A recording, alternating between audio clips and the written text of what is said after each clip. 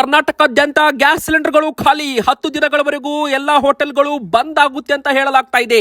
ಇಲ್ಲಿಗೆ ಯುದ್ಧ ಮುಗಿದ್ರೆ ಓಕೆ, ಮುಂದೆ ಮತ್ತೆ ಕಂಟಿನ್ಯೂ ಆದ್ರೆ ಭಾರಿ ಸಮಸ್ಯೆ. ವೀಕ್ಷಕರೇ, ಒಂದು ಕಡೆಗೆ ಸರ್ಕಾರದಿಂದಲೂ ಕೂಡ ಅಧಿಕೃತ ಅಪ್ಡೇಟ್ ಬಂದಿದೆ.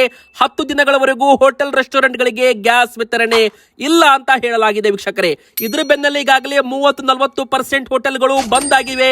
ಇನ್ನು ಮುಖ್ಯವಾಗಿ ನರೇಂದ್ರ ಮೋದಿಜಿ ಅವರ ಒಂದು ಹೇಳಿಕೆ ಕೂಡ ಈಗ ವೈರಲ್ ಆಗ್ತಾ ಇದೆ. ಇದನ್ನು ಕೂಡ ಕೊರೋನಾ ಲಾಕ್ ಡೌನ್ ರೀತಿಯೇ ನಾವು ಗೆಲ್ಲಬೇಕಾಗುತ್ತೆ ಎಂಬ ಒಂದು ಹೇಳಿಕೆ ಕೊಟ್ಟಿದ್ದಾರೆ. ಹೌದು ವೀಕ್ಷಕರೇ, ನರೇಂದ್ರ ಮೋದಿಜಿ ಅವರು ಈ ಒಂದು ಬಿಕ್ಕಟ್ಟನ್ನ ಇಂಧನ ಸಮಸ್ಯೆ, LPG ಸಮಸ್ಯೆ, ಗ್ಯಾಸ್ ಸಿಲಿಂಡರ್ ಸಮಸ್ಯೆ ಕೊರೋನಾ ಕಾಲಕ್ಕೆ ಹೋಲಿಸಿದ್ದಾರೆ. ಇದನ್ನು ಕೂಡ ಒಂದು ವಿಡಿಯೋದಲ್ಲಿ ನೋಡ್ತಾ ಹೋಗೋಣ. ಮತ್ತೊಂದು ಕಡೆಗೆ ಗೃಹಲಕ್ಷ್ಮಿಯರಿಗೂ ಕೂಡ ಭರ್ಜರಿ ಸಿಹಿ ಸುದ್ದಿ ಕೂಡ ಇಲ್ಲಿ ಬಂದಿದೆ. ಹಣ ಕೂಡ ಜಮೆ ಆಗ್ತಾ ಇದೆ. ಒಂದು ಕಡೆಗೆ ಗೃಹಲಕ್ಷ್ಮಿಯರಿಗೆ ಹೊಸ ರೂಲ್ಸ್ ಅಂತಾನೆ ಹೇಳ್ಬಹುದು. ಇನ್ನು ಮುಂದೆ ರಾಜ್ಯ ಸರ್ಕಾರದಿಂದ ಎಲ್ಲಾ ಗೃಹಲಕ್ಷ್ಮಿಯರು ಕೂಡ ವಿಡಿಯೋ ಪೂರ್ತಿಯಾಗಿ ನೋಡಿ, ಎಲ್ಲಾ ಕೂಡ ಡೀಟೇಲ್ ಆಗಿ ನಿಮಗೆ ಮಾಹಿತಿ ಸಿಗುತ್ತೆ. ಇನ್ನು ಸ್ಟೇಟ್ ಆಫ್ ಹಾರ್ಮಸ್, ಇಲ್ಲಿಂದಲೇ ನಮ್ಮ ಒಂದು ಭಾರತಕ್ಕೆ ಬರುತ್ತೆ ಹಡಗಿನಲ್ಲಿ ಅನಿಲ, ಕಚ್ಚಾ ತೈಲ. ಆದ್ರೆ ಭಾರತಕ್ಕೆ ಇರಾನ್ ಅವರು ಏನಂತ ಹೇಳಿದ್ದಾರೆ, ಇದನ್ನ ಓಪನ್ ಮಾಡ್ತಾರಾ ಬಂದ್ ಮಾಡ್ತಾರಾ, ಒಂದು ಸಿಹಿ ಸುದ್ದಿ ಕೂಡ ಬಂದಿದೆ ವೀಕ್ಷಕರೇ. ಅದ್ರ ಬಗ್ಗೆನೂ ಕೂಡ ಅಪ್ಡೇಟ್ ನೋಡೋಣ. ಇನ್ನು ಗ್ಯಾಸ್ ಸಿಲಿಂಡರ್ ಸಮಸ್ಯೆ ಎಲ್ಲಾ ದೇಶಗಳಿಗೂ ಕೂಡ ಅಪ್ಲೈ ಆಗಿದೆ, ಕೇವಲ ಭಾರತಕ್ಕೆ ಮಾತ್ರ ಅಲ್ಲ. ಆದ್ರೆ ಪೆಟ್ರೋಲ್ ಡೀಸೆಲ್ ಬಗ್ಗೆ ಮುಂದೆ ಸಮಸ್ಯೆ ಬರೋದಿಲ್ವಂತೆ. ಯಾಕಂದ್ರೆ ಭಾರತದಲ್ಲಿ ಸಾಕಷ್ಟು ಪ್ರಮಾಣದಲ್ಲಿ ದಾಸ್ತಾನು ಇದೆ. ಪೆಟ್ರೋಲ್ ಡೀಸೆಲ್ ಬಗ್ಗೆ ಆತಂಕ ಇಲ್ಲ, ನಮಗೂ ಕೂಡ ಗ್ಯಾಸ್ ಸಿಲಿಂಡರ್ದೇ ಸಮಸ್ಯೆ ಆಗಿದೆ ಅಂತ ಕೇಂದ್ರ ಸರ್ಕಾರವು ಕೂಡ ಹೇಳ್ತಾ ಇದೆ. ವೀಕ್ಷಕರೇ, ಎಲ್ಲ ಕೂಡ ಡೀಟೇಲ್ ಆಗಿ ನೋಡ್ತಾ ಹೋಗೋಣ. ಇನ್ನು ಬಂಗಾರ ಮತ್ತು ಬೆಳ್ಳಿ ಆಭರಣ ಪ್ರಿಯರಿಗೆ ಒಂದು ಭರ್ಜರಿ ಸಿಹಿ ಸುದ್ದಿ ಕೂಡ ಬಂದಿದೆ. 4ನೇ ದಿನವೂ ಕೂಡ ಭರ್ಜರಿ ಇಳಿಕೆ ಕಂಡಿದೆ ಬಂಗಾರ ಮತ್ತು ಬೆಳ್ಳಿ ಬೆಲೆ ಅಂತಾನೆ ಹೇಳ್ಬಹುದು. ವೀಕ್ಷಕರೇ, ಬನ್ನಿ ವಿಡಿಯೋ ಶುರು ಮಾಡೋಣ. ಅದಕ್ಕಿಂತ ಮುಂಚೆ ನಿಮಗೆ ಒಂದು ಪ್ರಶ್ನೆ, ನಿಮ್ಮ ಊರಿನಲ್ಲೂ ಕೂಡ ನಿಮಗೆ ಗ್ಯಾಸ್ ಸಿಲಿಂಡರ್ ಸಮಸ್ಯೆ ಆಗ್ತಾ ಇದೆಯಾ? ಹಾಗಾದ್ರೆ ಬೇಗನೆ ನಿಮ್ಮ ಅನಿಸಿಕೆ ನಮಗೆ ಕಮೆಂಟ್ ಮಾಡಿ ವೀಕ್ಷಕರೇ. ನಿಮ್ಮ ಕಮೆಂಟ್ ಓದಿ ನಾವು ಅದಕ್ಕೆ ರಿಪ್ಲೈ ಕೂಡ ಮಾಡ್ತಾ ಇದ್ದೇವೆ. ನೋಡೋಣ ಕರ್ನಾಟಕದ ಅಂತ ಯಾರೆಲ್ಲ ಕಮೆಂಟ್ ಮಾಡ್ತಾರೆ, ಗ್ಯಾಸ್ ಸಿಲಿಂಡರ್ ಸಮಸ್ಯೆ ಇದೆಯೋ ಇಲ್ವೋ? ನೀವು ಬೇಗನೆ ನಿಮ್ಮ ಅನಿಸಿಕೆ ಕಮೆಂಟ್ ಮಾಡಿ. ಕೆಲವೊಂದು ಊರಲ್ಲಿ ಸಮಸ್ಯೆ ಇಲ್ಲ ಅಂತ ಹೇಳ್ತಾ ಇದ್ದಾರೆ, ಕೆಲವೊಂದು ಕಡೆಯಲ್ಲಿ ಭಾರಿ ಸಮಸ್ಯೆ ಇದೆ ಅಂತ ಹೇಳ್ತಾ ಇದ್ದಾರೆ. ಇದಕ್ಕೆಲ್ಲ ಕಾರಣ ಏನಂತಾನೂ ಕೂಡ ತಿಳ್ಕೋಬೇಕಾಗುತ್ತೆ ವೀಕ್ಷಕರೇ. ಹೀಗಾಗಿ ನೀವು ಕಮೆಂಟ್ ಮಾಡಿ, ನಿಮ್ಮ ಊರಿನ ಹೆಸರನ್ನು ಕೂಡ ಕಮೆಂಟ್ ಮಾಡಿ.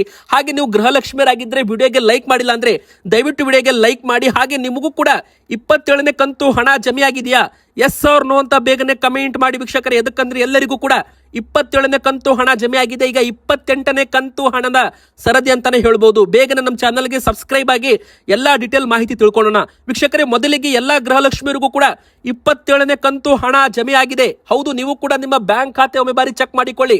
ಹಣ ಬಂದಿದೆ ಅಂದ್ರೆ ಓಕೆ, ಬಂದಿಲ್ಲ ಅಂದ್ರೆ ಏನ್ ಮಾಡಬೇಕು? ಬಂದಿಲ್ಲ ಅಂದ್ರೆ ವೀಕ್ಷಕರೇ, ಗೃಹಲಕ್ಷ್ಮಿ ಹೆಲ್ಪ್ ಲೈನ್ ನಂಬರ್ಗೆ ನೀವು ಕರೆ ಮಾಡಬೇಕಾಗುತ್ತೆ. ಇಲ್ವಾದಲ್ಲಿ ನಿಮ್ಮ ಬ್ಯಾಂಕ್ ಖಾತೆಯಲ್ಲಿ ಆಧಾರ್ ಕಾರ್ಡ್ ಲಿಂಕ್ ಆಗಿದೆಯಲ್ಲ ಅಂತ ಚೆಕ್ ಮಾಡಿಕೊಳ್ಳಿ.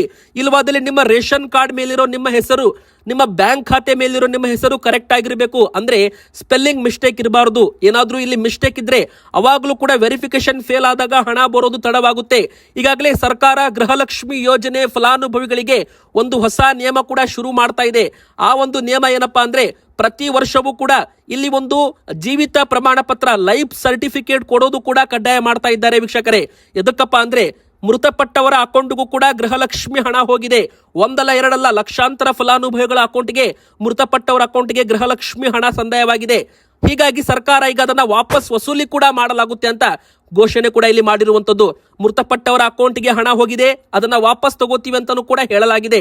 ಇನ್ನು ಯಾರಾದ್ರೂ ಗೃಹಲಕ್ಷ್ಮಿಯರು ಮೃತಪಟ್ರೆ ನೆಕ್ಸ್ಟ್ ಯಜಮಾನಿ ಯಾರು ಇರ್ತಾರೆ ನೋಡಿ, ಅವರು ಮತ್ತೊಮ್ಮೆ ಅರ್ಜಿ ಹಾಕೋದ್ರ ಮೂಲಕ ಗೃಹಲಕ್ಷ್ಮಿ ಯೋಜನೆ ಕಂತಿನ ಹಣವನ್ನ ಮತ್ತೊಮ್ಮೆ ಅವರು ಇಲ್ಲಿಂದ ಪಡ್ಕೋಬಹುದು. ಅಂದ್ರೆ ಕಂಟಿನ್ಯೂ ಆಗುತ್ತೆ ಅಂತಾನೂ ಕೂಡ ಇಲ್ಲಿ ಹೇಳಲಾಗಿದೆ.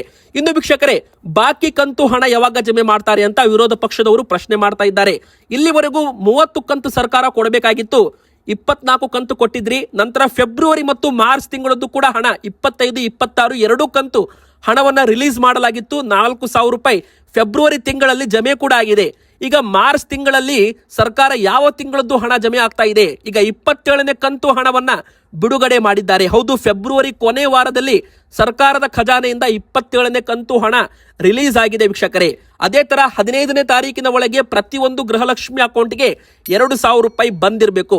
ಒಂದು ವೇಳೆ ನಿಮಗೆ ಇನ್ನೂ ಕೂಡ ಹಣ ಬಂದಿಲ್ಲ ಅಂದ್ರೆ, ನಿಮ್ದು ಕೂಡ BPL ಕಾರ್ಡ್ ಇದ್ದದ್ದು ಏನಾದ್ರೂ ಅನರ್ಹ ಪಟ್ಟಿಗೆ ಸೇರಿದ್ರೆ, ಅಥವಾ ನಿಮ್ದು BPL ಕಾರ್ಡು ಸರ್ಕಾರದಿಂದ APL ಕಾರ್ಡ್ಗೆ ವರ್ಗಾವಣೆ ಆಗಿದ್ರೆ, ನೀವು ಕೂಡ ನಿಮಗೆ ಹಣ ಬಂದಿದೆ ಇಲ್ಲೋ ಅಂತ ಒಮ್ಮೆ ಬಾರಿ ಚೆಕ್ ಮಾಡಿಕೊಳ್ಳಿ. ಎದಕ್ಕಂದ್ರೆ ತೆರಿಗೆ ಪಾವತಿ ಮಾಡ್ತಾ ಇದ್ದವರು ಮತ್ತು ITR ಫೈಲಿಂಗ್ ಮಾಡಿ ಸರ್ಕಾರಕ್ಕೆ ತೆರಿಗೆ ಪಾವತಿ ಮಾಡ್ತಾ ಇದ್ದವರು, GST ರಿಟರ್ನ್ಸ್ ಮಾಡ್ತಾ ಇದ್ದವರು ಕೂಡ BPL ಕಾರ್ಡ್ ಹೊಂದಿದ್ರು. ನಂತರ ಅವರ ಕಾರ್ಡು APL ಕಾರ್ಡ್ಗೆ ವರ್ಗಾವಣೆ ಮಾಡಿದ್ದಾರೆ. ಇದಕ್ಕೆ ಲಿಂಕ್ ಇದ್ದ ಗೃಹಲಕ್ಷ್ಮಿ ಯೋಜನೆ ಹಣ ಕೂಡ ಬರೋದು ನಿಲ್ಲಿಸಲಾಗಿದೆ. ಅಂದ್ರೆ ತೆರಿಗೆ ಪಾವತಿದಾರರು GST ತೆರಿಗೆ ಪಾವತಿದಾರರ ಒಂದು ಗೃಹಲಕ್ಷ್ಮಿ ಯೋಜನೆಗೆ ಅಪ್ಲೈ ಮಾಡುವಂತಿಲ್ಲ ಅಂತ ಮೊದಲೇ ರೂಲ್ಸ್ ಇದೆ, ನಿಯಮ ಇದೆ. ಆದ್ರೂ ಕೂಡ ಅವರು ಪಡೆದುಕೊಂಡಿದ್ದಾರೆ. ಹೀಗಾಗಿ ಇನ್ಮೇಲೆ ಬರಲ್ಲ ಅಂತಾನೂ ಕೂಡ ಇಲ್ಲಿ ಹೇಳಲಾಗಿದೆ ವೀಕ್ಷಕರೇ. ಬನ್ನಿ ಈಗ ಎರಡನೇ ದೊಡ್ಡ ಬ್ರೇಕಿಂಗ್ ನ್ಯೂಸ್. ಇನ್ನು 10 ದಿನಗಳ ಕಾಲ ಗ್ಯಾಸ್ ಸಿಲಿಂಡರ್ ಅಂತೂ ಸಿಗೋದಿಲ್ಲ. ಇದು ಮನೆಗಳಿಗೆಲ್ಲ ವೀಕ್ಷಕರೇ, ಕೇವಲ ಹೋಟೆಲ್ ರೆಸ್ಟೋರೆಂಟ್ಗಳಿಗೆ ಮಾತ್ರ ಅನ್ವಯವಾಗುತ್ತೆ. ಮನೆಗಳಿಗೆ ಗ್ಯಾಸ್ ಸಿಲಿಂಡರ್ ಸಿಗುತ್ತೆ. ಏನಪ್ಪಾ ಹೊಸ ನಿಯಮ ಅಂದ್ರೆ, ಮನೆಗಳಿಗೆ ಗ್ಯಾಸ್ ಸಿಲಿಂಡರು 25 ದಿನದ ಕಾಯುವಿಕೆ ಇದೆ. ಒಂದು ಗ್ಯಾಸ್ ಸಿಲಿಂಡರ್ ಬಂತಂದ್ರೆ ಮತ್ತೊಂದು ಗ್ಯಾಸ್ ಸಿಲಿಂಡರ್ ನಿಮಗೆ ಬರಬೇಕಂದ್ರೆ 25 ದಿನದ ನಂತರ ನೀವು ಮತ್ತೊಮ್ಮೆ ಅಪ್ಲೈ ಮಾಡಬೇಕು. 2 ದಿನದಲ್ಲಿ ವಿತರಣೆ ಮಾಡ್ತಾರೆ. ಆದ್ರೆ ಇಲ್ಲಿ ಕಮರ್ಷಿಯಲ್ ಗ್ಯಾಸ್ ಸಿಲಿಂಡರ್ ಸದ್ಯಕ್ಕೆ ವಿತರಣೆ ಮಾಡಲ್ಲ, 10 ದಿನಗಳವರೆಗೂ ವಿತರಣೆ ಮಾಡಲ್ಲ ಅಂತ ಖುದ್ದು ಆಹಾರ ಸಚಿವರು ಸರ್ಕಾರದಿಂದಲೇ ಒಂದು ಹೇಳಿಕೆಯನ್ನ ಕೊಟ್ಟಿದ್ದಾರೆ. 10 ದಿನದವರೆಗೂ ವಾಣಿಜ್ಯ ಸಿಲಿಂಡರ್ ಸಿಗಲ್ಲ ಅಂತ ಘೋಷಣೆ ಮಾಡಲಾಗಿದೆ. ಇದು ಹೋಟೆಲ್ಗಳಿಗೆ ಅಧಿಕೃತವಾಗಿ ಅಪ್ಪಳಿಸಿದ ಬರ ಸಿಡಿಲು ಅಂತಾನೂ ಕೂಡ ಹೇಳ್ಬೋದು. ನಾವು ಇಲ್ಲಿ ಸರ್ಕಾರದಿಂದ ಆಸ್ಪತ್ರೆ, ಹಾಸ್ಟೆಲ್ ಸೇರಿದಂತೆ ಅತ್ಯಗತ್ಯ ಸ್ಥಳಗಳಿಗೆ ಮಾತ್ರ ವಾಣಿಜ್ಯ ಸಿಲಿಂಡರ್ ಪೂರೈಕೆ ಮಾಡ್ತೀವಿ. ಹೀಗಾಗಿ ಸದ್ಯಕ್ಕೆ ಅಂತೂ ಹೋಟೆಲ್ ರೆಸ್ಟೋರೆಂಟ್ಗಳಿಗೆ ನಾವು ಇಲ್ಲಿ ಗ್ಯಾಸ್ ಸಿಲಿಂಡರ್ ಕೊಡೋದಿಲ್ಲ 10 ದಿನದವರೆಗೂ ಅಂತ ಆಹಾರ ಸಚಿವರ ಈ ಒಂದು ಹೇಳಿಕೆ ಬೆನ್ನಲ್ಲೇ ಎಲ್ಲಾ ಹೋಟೆಲ್ ರೆಸ್ಟೋರೆಂಟ್ಗಳು ಆಸೆ ಇಟ್ಕೊಂಡಿದ್ರು ಇವತ್ತು ಕೊಡ್ತಾರೆ, ನಾಳೆ ಕೊಡ್ತಾರೆ ಅಂತ. ಅದೆಲ್ಲ ಕೂಡ 10 ದಿನಗಳವರೆಗೂ ಸಿಗಲ್ಲ ಅಂತ ಹೇಳಿದ ತಕ್ಷಣ ಹೋಟೆಲ್ ಮೆನುವನ್ನೇ ಚೇಂಜ್ ಮಾಡಿದ್ದಾರೆ. ಅಂದ್ರೆ 7 ರಿಂದ 10 ದಿನಗಳ ಕಾಲ ಕಮರ್ಷಿಯಲ್ ಗ್ಯಾಸ್ ಸಮಸ್ಯೆ ಇರುತ್ತೆ. ಕರ್ನಾಟಕದಲ್ಲಿ ಅಧಿಕೃತವಾಗಿ ಹೇಳಿಕೆ ಬಂದಿದೆ. ಹೋಟೆಲ್ ಮಾಲೀಕರು ಬೇರೆ ವ್ಯವಸ್ಥೆ ಮಾಡಿಕೊಂಡು ಸಹಕರಿಸಬೇಕು. ಹೋಟೆಲ್ಗಳು ಪರ್ಯಾಯವಾಗಿ ಎಲೆಕ್ಟ್ರಿಕ್ ಸ್ಟವ್ಗಳನ್ನ ಬಳಸಬಹುದು.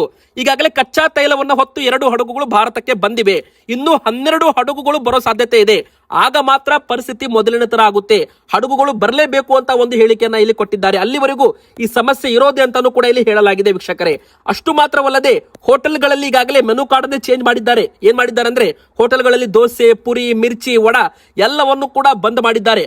ಅನ್ನ, ಸಾಂಬಾರು, ಇಡ್ಲಿ, ಚಟ್ನಿ ಇಷ್ಟೇ ಈಗ ಕೊಡ್ತಾ ಇದ್ದಾರೆ. ಎದಕ್ಕಂದ್ರೆ ಈಗಾಗಲೇ ನಿಮಗೆ ಗೊತ್ತಿರೋ ಹಾಗೆ ಎವ್ರಿ ಟೈಮ್ ಬಿಸಿ ಬಿಸಿ ಪದಾರ್ಥಗಳು ಮಾಡ್ಬೇಕಂದ್ರೆ ಗ್ಯಾಸ್ ತುಂಬಾ ಹೋಗುತ್ತೆ. ಹೀಗಾಗಿ ಗ್ಯಾಸ್ ನ ಉಳಿಸಬೇಕಂದ್ರೆ ಹೋಟೆಲ್ ಅವರ ಹತ್ರ ಈಗ ಬೇರೆ ಆಪ್ಷನ್ ಇಲ್ಲ ವೀಕ್ಷಕರೇ. ಒಂದು ವೇಳೆ ಇನ್ನು 1 ರಿಂದ 2 ದಿನದಲ್ಲಿ ಗ್ಯಾಸ್ ವಿತರಣೆ ಆಗಲಿಲ್ಲ ಅಂದ್ರೆ ಅನಿವಾರ್ಯವಾಗಿ ಎಲ್ಲಾ ಒಂದು ಹೋಟೆಲ್ಗಳು ಬಂದ್ ಆಗೋ ಪರಿಸ್ಥಿತಿ ಅಂತಾನೆ ಹೇಳ್ಬೋದು. ಮತ್ತೊಂದು ಕಡೆಗೆ ಹೋಟೆಲ್ ತಿಂಡಿ ದರವೂ ಕೂಡ 10 ರಿಂದ 12 ರೂಪಾಯಿಯಷ್ಟು ಏರಿಕೆ ಆಗೋ ಮುನ್ಸೂಚನೆ ಕೂಡ ಕಾಣ್ತಾ ಇದೆ. ಹೌದು, ಹಣದುಬ್ಬರವೂ ಕೂಡ ಜಾಸ್ತಿ ಆಗಿದೆ, ಅಡುಗೆ ಎಣ್ಣೆ ಬೆಲೆ ಜಾಸ್ತಿ ಆಗಿದೆ. ಹಾಗೆ ಎಲ್ಲ ಒಂದು ಇನ್ಫ್ಲೇಷನ್ ಇಂದಾಗಿ ಈ ಒಂದು ಬೆಲೆ ಏರಿಕೆ ಕಾರಣದಿಂದಾಗಿ ಈಗ ಮತ್ತೆ ಹೋಟೆಲ್ ಮಾಲೀಕರು ತಮ್ಮ ಒಂದು ಬೆಲೆ ಏರಿಕೆ ಒಂದು ನಿರ್ಧಾರವನ್ನ ಮಾಡಬಹುದು ಅಂತ ಹೇಳಲಾಗ್ತಾ ಇದೆ ವೀಕ್ಷಕರೇ. ಆದ್ರೆ ಮನೆಗೆ ಬಳಸೋ ಗ್ಯಾಸ್ ಸಿಲಿಂಡರ್ಗೆ ಸದ್ಯಕ್ಕೆ ಯಾವುದೇ ರೀತಿ ಕೊರತೆ ಇಲ್ಲ ಅಂತಾನೂ ಕೂಡ ಇಲ್ಲಿ ಹೇಳಲಾಗ್ತಾ ಇದೆ. ಹೌದು, ಗೃಹ ಬಳಕೆ ಗ್ಯಾಸ್ ಸಿಲಿಂಡರ್ ವಿತರಣೆ ಸರಾಸರಿ ಆಗುತ್ತೆ. ಇಲ್ಲಿ 25 ದಿನಗಳ ಒಂದು ಕಾಯುವಿಕೆ, ಮೊದಲು 21 ದಿನ ಇತ್ತು, ಈಗ ಅದನ್ನ 25 ದಿನ ಮಾಡಿದ್ದಾರೆ. ಇನ್ನು ಗ್ರಾಮೀಣ ಒಂದು ಊರಿನಲ್ಲಿ, ಗ್ರಾಮೀಣ ಭಾಗದಲ್ಲಿ ಇದ್ದವರಿಗೆ 25 ದಿನ ಅಲ್ಲ 45 ದಿನಗಳ ಒಂದು ಕಾಯುವಿಕೆ ಅಂತ ಹೇಳಲಾಗ್ತಾ ಇದೆ. ಅಂದ್ರೆ ಒಂದು ಗ್ಯಾಸ್ ಸಿಲಿಂಡರ್ ಬಂದ್ರೆ ಮತ್ತೊಂದು ಗ್ಯಾಸ್ ಸಿಲಿಂಡರ್ ಬರಬೇಕಂದ್ರೆ ನಿಮಗೆ 45 ದಿನಗಳ ಕಾಯುವಿಕೆ ಇರುತ್ತೆ. ನಂತರ ನೀವು ಬುಕ್ ಮಾಡಿದ್ದೆ ಆದಲ್ಲಿ ನಿಮಗೆ 2 ಅಥವಾ 3 ದಿನದಲ್ಲಿ ಗ್ಯಾಸ್ ಅನ್ನ ವಿತರಣೆ ಮಾಡಲಾಗುತ್ತೆ ಅಂತ ಇಲ್ಲಿ ಹೇಳಲಾಗಿದೆ ವೀಕ್ಷಕರೇ. ಅಷ್ಟು ಮಾತ್ರವಲ್ಲದೆ ನರೇಂದ್ರ ಮೋದಿಜಿಯವರು ಈ ಒಂದು ಕ್ರೈಸಿಸ್ ಅನ್ನ, ಈ ಒಂದು ಬಿಕ್ಕಟ್ಟನ್ನ ಕೋವಿಡ್ ಸಾಂಕ್ರಾಮಿಕ ಭಾರತದ ಒಂದು ಪರಿಸ್ಥಿತಿಯನ್ನ ನೆನಪಿಸಿದ್ದಾರೆ. ಹೌದು, ಕೋವಿಡ್ ಸಾಂಕ್ರಾಮಿಕದಂತೆ ಈ ಬಿಕ್ಕಟ್ಟನ್ನು ಕೂಡ ನಾವು ಯಶಸ್ವಿಯಾಗಿ ಎದುರಿಸ್ತೀವಿ ಅಂತ ಒಂದು ವಿಶ್ವಾಸವನ್ನು ವ್ಯಕ್ತಪಡಿಸಿದ್ದಾರೆ. ಸಾರ್ವಜನಿಕರು ಆತಂಕಕ್ಕೆ ಒಳಗಾಗಬಾರದು ಅಂತ ನರೇಂದ್ರ ಮೋದಿಜಿಯವರು ಒಂದು ವಿನಂತಿ ಕೂಡ ಇಲ್ಲಿ ಮಾಡಿರುವಂತದ್ದು ವೀಕ್ಷಕರೇ. ಕರ್ನಾಟಕ ಸೇರಿದಂತೆ ಈಗಾಗಲೇ ಭಾರತ ದೇಶಾದ್ಯಂತ LPG ಸಿಲಿಂಡರ್ ಇಂದಾಗಿ ಈ ಒಂದು ಯುದ್ಧದ ಎಫೆಕ್ಟ್ ಅಂತ ಹೇಳ್ಬೋದು. LPG ಸಿಲಿಂಡರ್ ಕೊರತೆ, ಇದನ್ನ ಕೊರೋನಾ ಟೈಮ್ ಅಲ್ಲಿ ಲಾಕ್ ಡೌನ್ ಯಾವ ತರ ಆಯಿತು, ಜನರಿಗೆ ಹೇಗೆ ಸಮಸ್ಯೆ ಆಯಿತು, ನಂತರ ಎಲ್ಲ ಕೂಡ ಸರಿ ಆಯ್ತಲ್ಲ, ಅದೇ ರೀತಿ ಇದು ಕೂಡ ಸರಿಯಾಗುತ್ತೆ. ಪೆಟ್ರೋಲ್ ಡೀಸೆಲ್ ಬಗ್ಗೆ ಚಿಂತೆ ಇಲ್ಲ, ಆದ್ರೆ ನಮಗೂ ಕೂಡ ಗ್ಯಾಸ್ ಸಿಲಿಂಡರ್ ಬಗ್ಗೆ ಸಮಸ್ಯೆ ಇದೆ ಅಂತ ಈಗಾಗಲೇ ಕೇಂದ್ರ ಸರ್ಕಾರದಿಂದಲೇ ಒಂದು ಹೇಳಿಕೆ ಬಂದಿದೆ. ಸೊ ವೀಕ್ಷಕರೇ, ಗ್ಯಾಸ್ ಸಿಲಿಂಡರ್ ಮುಂದಿನ ಬರೋ ದಿನಗಳಲ್ಲಿ ಶಾರ್ಟೇಜ್ ಆಗಬಹುದು ಅಂತಾನೂ ಕೂಡ ಇಲ್ಲಿ ಹೇಳಲಾಗ್ತಾ ಇದೆ. ಇನ್ನು ಇನ್ಫ್ಲೇಷನ್, ಹಣದುಬ್ಬರ ಇದ್ರೂ ಕೂಡ ಬಂಗಾರ ಮತ್ತು ಬೆಳ್ಳಿ ದರ ಅಂತೂ ಭಾರಿ ಇಲ್ಲಿ ಇಳಿಕೆ ಆಗ್ತಾ ಇದ್ದದ್ದು ಒಂದು ಕಡೆಗೆ ಗುಡ್ ನ್ಯೂಸ್ ಅಂತಾನೆ ಹೇಳ್ಬಹುದು ವೀಕ್ಷಕರೇ. ಹಾಗಾದ್ರೆ ನಿಮಗೂ ಕೂಡ ಏನಾದ್ರೂ ಬಂಗಾರ ಮತ್ತು ಬೆಳ್ಳಿ ಖರೀದಿ ಮಾಡೋದಿದ್ರೆ ಇದು ಸರಿ ಸಮಯನೋ? ಹಾಗಾದ್ರೆ ಬಂಗಾರ ಮತ್ತು ಬೆಳ್ಳಿ ದರ ಯುದ್ಧ ಮುಗಿದ ಮೇಲೆ ಮತ್ತಷ್ಟು ಕಡಿಮೆ ಆಗುತ್ತೆ. ಯುದ್ಧದ ಎಫೆಕ್ಟ್ ಸ್ವಲ್ಪ ಮಟ್ಟಿಗೆ ಏರಿಕೆ ಆಗಿರ್ಬೋದು. ಯಾವಾಗ ಯುದ್ಧ ಕಡಿಮೆ ಆಗುತ್ತೆ ಅವಾಗ ಮತ್ತೆ ಬಂಗಾರ ಬೆಳ್ಳಿ ದರ ಇಳಿಕೆ ಆಗುತ್ತೆ ವೀಕ್ಷಕರೇ. ಅದರ ಬೆನ್ನಲ್ಲೇ ಈಗ ಮತ್ತೆ 1,030 ರೂಪಾಯಿ ಬಂಗಾರದ ಬೆಲೆಯಲ್ಲಿ ಇಳಿಕೆ ಆಗಿದೆ. ನಿನ್ನೆ 1,60,690 ರೂಪಾಯಿ ಇತ್ತು 10 ಗ್ರಾಮ್ 24 ಕ್ಯಾರೆಟ್ ಚಿನ್ನ, 1 ತೊಲೆ ಬಂಗಾರ. ಇವತ್ತು 1,59,660 ರೂಪಾಯಿ ಆಗಿದೆ. ಹಾಗಾದ್ರೆ 1,030 ರೂಪಾಯಿ ಬೆಲೆಯಲ್ಲಿ ಇಳಿಕೆ ಆಗಿದೆ ಅಂತಾನೆ ಹೇಳ್ಬೋದು. ಇದು ಸತತ 4 ದಿನದಿಂದ ಬಂಗಾರದ ಬೆಲೆ ಇಳಿಕೆ ಆಗ್ತಾ ಇದೆ. 1,70,000 ರೂಪಾಯಿದದ್ದು ಈಗ 1,59,000 ರೂಪಾಯಿಗೆ ಬಂದಿದೆ. ಇದ್ರ ಮೇಲೆ 3% GST ಇರುತ್ತೆ, ಹಾಗೆ ಮೇಕಿಂಗ್ ಚಾರ್ಜಸ್ ಎಕ್ಸ್ಟ್ರಾ ಇರುತ್ತೆ. ಇನ್ನು ವೀಕ್ಷಕರೇ, ಬೆಳ್ಳಿ ಕೂಡ 3,30,000 ರೂಪಾಯಿದದ್ದು 10ರಿಂದ 12 ದಿನದಲ್ಲಿ 2,75,000 ರೂಪಾಯಿ ಆಗಿದೆ. ಅಂದ್ರೆ ನಿನ್ನೆ 2,80,000 ರೂಪಾಯಿ ಇತ್ತು, ಇವತ್ತು 5,000 ರೂಪಾಯಿ ಕೆಜಿ ಮೇಲೆ ಇಳಿಕೆಯಾಗಿ 2,75,000 ರೂಪಾಯಿ ಇಲ್ಲಿ ಆಗಿರುವಂತದ್ದು. ಇನ್ನೊಂದು ಕಡೆಗೆ ಭಾರತೀಯ ಷೇರು ಮಾರುಕಟ್ಟೆ ಕೂಡ ಫುಲ್ ಲಾಸ್ ಆಗಿದೆ ಅಂತಾನೆ ಹೇಳ್ಬೋದು. ಷೇರು ಮಾರುಕಟ್ಟೆಯಲ್ಲಿ ಹಣ ಹಾಕಿದವರಿಗೂ ಕೂಡ ದೊಡ್ಡ ಒಂದು ನಷ್ಟವಾಗಿದೆ ಅಂತಾನೂ ಕೂಡ ಇಲ್ಲಿ ಹೇಳಲಾಗ್ತಾ ಇದೆ ವೀಕ್ಷಕರೇ. ಮತ್ತೆ 1 ವರ್ಷದ ಹಿಂದಕ್ಕೆ ಹೋಗಿದೆ ಶೇರ್ ಮಾರ್ಕೆಟ್. ಭಾರತೀಯ ಮಾರ್ಕೆಟ್ ತುಂಬಾನೇ ಒಂದು ನಷ್ಟದಲ್ಲಿದೆ ಅಂತಾನೂ ಕೂಡ ಇಲ್ಲಿ ಸದ್ಯಕ್ಕೆ ಹೇಳಲಾಗ್ತಾ ಇದೆ. ಯುದ್ಧದ ಕಾರಣವೇ ಅಂತಾನೂ ಕೂಡ ಇದಕ್ಕೆ ನಾವು ಹೇಳ್ಬೋದು. ಇನ್ನು ಪೆಟ್ರೋಲ್ ಡೀಸೆಲ್ ಬಗ್ಗೆ ಆತಂಕ ಇಲ್ಲ, ಯಾಕಂದ್ರೆ ಇನ್ನು 40ರಿಂದ 45 ದಿನಕ್ಕೆ ಆಗುವಷ್ಟು ಪೆಟ್ರೋಲ್ ಡೀಸೆಲ್ ಸ್ಟಾಕ್ ಇದೆ. ಹೀಗಾಗಿ ಸರ್ಕಾರ ಈಗಾಗಲೇ ಇದರ ಬಗ್ಗೆ ಒಂದು ಅಪ್ಡೇಟ್ ಕೊಟ್ಟಿರೋದ್ರಿಂದ ಏನೂ ಕೂಡ ಚಿಂತೆ ಮಾಡೋದು ಬೇಕಿಲ್ಲ. ನೀವು ಕೂಡ ಇಲ್ಲಿ ಪ್ಯಾನಿಕ್ ಆಗಬಾರ್ದು, ಏನು ಕೂಡ ಗಾಳಿ ಸುದ್ದಿ ವದಂತಿಗಳನ್ನ ನಂಬಬಾರದು ಅಂತ ಕೇಂದ್ರ ಸರ್ಕಾರ, ರಾಜ್ಯ ಸರ್ಕಾರವೂ ಕೂಡ ಹೇಳಿದೆ. ಓನ್ಲಿ ಸಮಸ್ಯೆ ಇರೋದು ಅಂದ್ರೆ ಗ್ಯಾಸ್ ಸಿಲಿಂಡರ್ದು ಮಾತ್ರ. ಅದು ಕೂಡ ಮುಂದಿನ ಬರೋ ದಿನಗಳಲ್ಲಿ ಎಲ್ಲ ಕೂಡ ಸರಿಯಾಗುತ್ತೆ. ಮತ್ತೆ 10 ದಿನದ ಒಳಗೆ ಹಡಗುಗಳು ಬರಲಿದ್ದಾವೆ. ಹಡಗಿನಲ್ಲಿ ಅನಿಲ ಗ್ಯಾಸ್ ಸಿಲಿಂಡರ್ ಕೂಡ ಬರಲಿದೆ ಅಂತೆ. ಇನ್ನು ಕಚ್ಚಾ ತೈಲ ಕೂಡ ಬರೋದಕ್ಕೆ ಹೋರ್ಮಜ್ ಜಲಸಂಧಿಯನ್ನ ಭಾರತಕ್ಕೆ ವಿನಾಯಿತಿ ಕೊಡ್ತಾ ಇದ್ದಾರೆ. ಅಂದ್ರೆ ಹೋರ್ಮಜ್ ಜಲಸಂಧಿ ಅಂತ ಏನು ಸಮುದ್ರದ ಮಾರ್ಗ ಇದೆ, ಆ ಮಾರ್ಗದ ಮೂಲಕವೇ ಕಚ್ಚಾ ತೈಲ ಭಾರತಕ್ಕೆ ಬರುತ್ತೆ. ಅಲ್ಲಿ ಯುದ್ಧ ಇರೋದ್ರಿಂದ ಆ ಒಂದು ಭಾಗ ಬಂದ್ ಆಗಿರೋದಕ್ಕೆ ಭಾರತಕ್ಕೆ LPG ಗ್ಯಾಸ್ ಕನೆಕ್ಷನ್ ಸಮಸ್ಯೆ ಆಗಿರೋದು. ಆದ್ರೆ ಇರಾನ್ ದೇಶದವರು ಭಾರತ ನಮ್ಮ ಫ್ರೆಂಡ್ಶಿಪ್ ಅಂದ್ರೆ ಭಾರತ ನಮ್ಮ ದೋಸ್ತಿ ಇದೆ, ಹೀಗಾಗಿ ಇರಾನ್ ಅವರು ಭಾರತದ ಹಡಗುಗಳಿಗೆ ವಿನಾಯಿತಿ ಕೊಡಲಿದ್ದಾರೆ ಅಂತಾನೂ ಕೂಡ ಹೇಳಲಾಗ್ತಾ ಇದೆ.